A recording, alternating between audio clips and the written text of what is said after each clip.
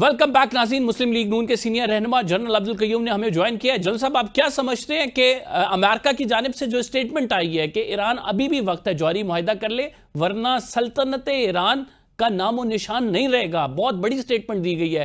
آپ سمجھتے ہیں کہ ایران جوہری معاہدے کی طرف آئے گا اب، یا پھر اس کے کوئی چانس نہیں ہے کہ کسی بھی قسم کی ریکنسلیشن ہوگی؟ دیکھیں، یہ بڑی ایک بد نصیبی ہے کہ اس وقت دنیا میں کوئی قانون نہیں ہے، اور آپ نے یونائٹڈ نیشن کا ایک ادارہ تو بنایا دوسری جنگ عظیم کے بعد، اور اس کی آبجیکٹیو مین تھا پیس کیپنگ اینڈ کانفلکٹ ریزولوشن، لیکن بدقسمتی سے ابھی ہے جس کی لاٹھی اس کی بھینس والا، اور جو اس گلوب کے اوپر ایک بہت بڑا کینسر ہے وہ یہ یہودیوں کی یہ بستی ہے جس کا نام اسرائیل ہے، اور ان کے دل میں جو آئے یہ پورے بین الاقوامی قوانین کو وائلیٹ کرتے ہیں، ہیومن رائٹس کی ان کو پرواہ نہیں ہے، اور ان کے پیچھے جو ہے وہ آپ کو پتہ ہے کہ وہ سپر طاقت ہے جو کہتے ہیں صفحہ ہستی سے مٹا دیں گے. تو دیٹ از وائی یہ جرت کر رہے ہیں. میرے خیال میں یہ ٹائم اس طرح ہمیشہ کے لیے نہیں رہے گا، لیکن بین الاقوامی سطح کے اوپر جو یونائٹڈ نیشن کا چارٹر ہے وہ تو یہ کہتا ہے نا کہ ہر کنٹری کو اپنی جو سوورینٹی اور ٹیریٹوریل انٹیگریٹی کے دفاع کا پورا حق ہے. اینڈ سیکنڈلی، اگر آپ nuclear capability for peaceful purposes اپنی انرجی کے ایشوز کو حل کرنے کے لیے کرتے ہیں تو اس کے اوپر کوئی بار نہیں ہے. آپ کو یہ پتہ ہے کہ اسرائیل خود ایک ڈیفیکٹو ایک نیوکلیئر پاور ہے، اس کے اوپر تو کوئی پابندی نہیں ہے. تو میرے خیال میں یہ اس طرح کے بیانات جو ہیں وہ ٹینشن کو بڑھائیں گے اور پورے گلوب کو خطرہ ہو جائے گا. تو میرے خیال میں یہ جو ٹرینڈ ہے اسرائیل کا یہ قابل مذمت ہے، اور پاکستان کی پارلیمنٹ نے دونوں ہاؤسز نے اس کی مذمت بھی کی ہے، اور پاکستان نے یہ کہا کہ اس مشکل وقت میں ایرانیوں کے ساتھ کھڑے ہیں. اور باقی جو ہے کہ بین الاقوامی سطح کے اوپر دیکھیں، آپ کی نیوکلیئر کی اتھارٹیز ہیں جو چیک کرتی ہیں، اور وہ اگر ٹیسٹ کر لیں کہ جی آپ کا جو انریچمنٹ ہے یورینیم کا یہ آرمز گریڈ نہیں ہے، ویپن گریڈ نہیں ہے، اور آپ اپنی پیسفل پرپسز کے لیے کر رہے ہیں، تو اس پہ پھر اعتراض کیا ہو سکتا ہے؟ باقی بھی دنیا میں اگر باقی لوگوں کو ویسے نیوکلیئر بننے کی ہے اجازت تو ان کو نہیں ہے، اور ان کے اپنے دفاع کے لیے ان کو کچھ تو چاہیے، لیکن یہ نیوکلیئر آرمز تو نہیں بنا رہے. یہ تو کہتے ہیں ہم ویسے اپنی طور کے اوپر اپنا پیسفل پرپسز کے لیے یوز کر رہے ہیں. تو یہ بد نصیبی ہے.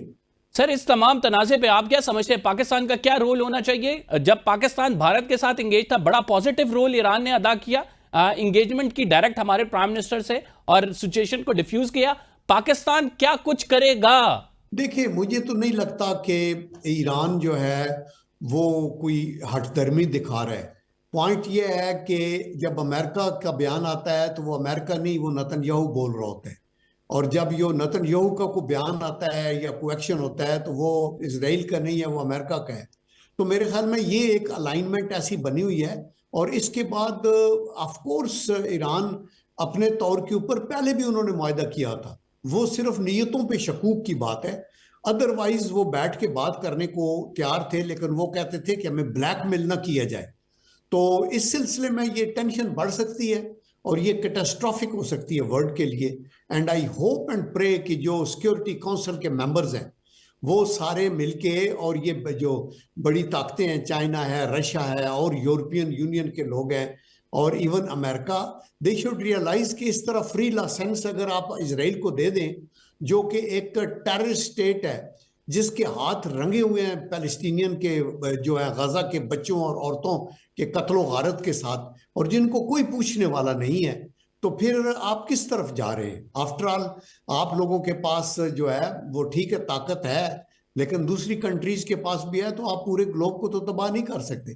تو یہ ڈیڈ لاک تو ابھی رہے گا، اور آئی ایم شور کہ ایران صرف وہی بات مانے گا جو کہ جس سے اس کی سوورینٹی کے اوپر کوئی حرف نہیں آتا. اور پہلے بھی معاہدہ انہوں نے امریکہ سے کیا تھا، لیکن میرے خیال میں وہ بلیک میل نہیں ہوں گے.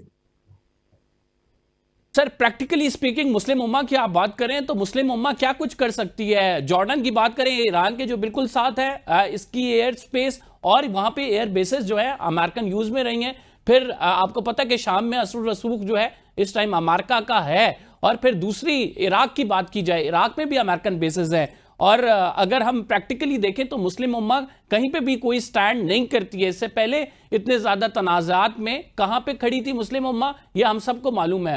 خطے میں ایک ایران واحد ملک تھا جو کہ ایک ریزسٹنس کریٹ کر رہا تھا امریکہ کے لیے بھی اسرائیل کے لیے بھی. ڈو یو تھنک کہ اب جو ہے دیگر ممالک اس کا ساتھ دیں گے یا اسے یہ جنگ تنہا ہی لڑنی پڑے گی؟